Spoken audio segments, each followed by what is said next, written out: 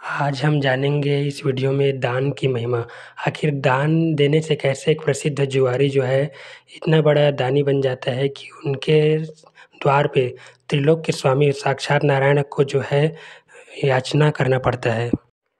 साक्षात नारायण उनके द्वार पे जाकर 3 पग भूमि की याचना करते हैं। हाँ, आपने सही अनुमान लगाया।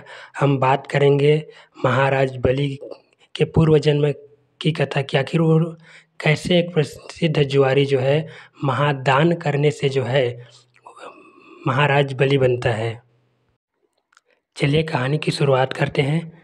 प्राचीन काल में देव ब्राह्मण की निंदा करने वाला एक प्रसिद्ध जुआरी था। वह महापापी और व्यभिचार आदि अन्य दुर्गुणों में हमेशा लिप्त रहता था। एक दिन कपटपूर्वक जुए से उसने बहुत सारा धन अर्जित किया, बहुत सारा धन जीता।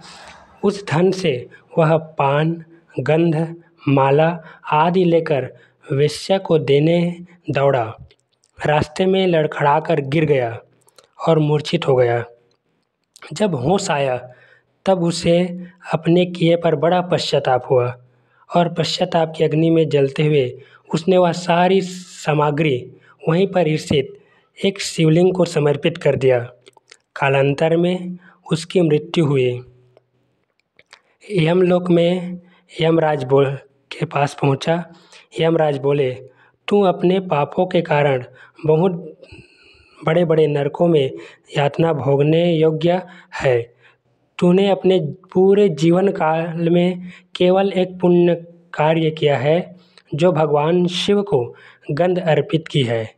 इसके फलस्वरूप तुझे 3 घड़ी तक स्वर्ग का शासन और इंद्र का सिंहासन प्राप्त होगा। जुआरी ने कहा, तब पहले मुझे पुण्य का ही फल प्राप्त कराया जाए।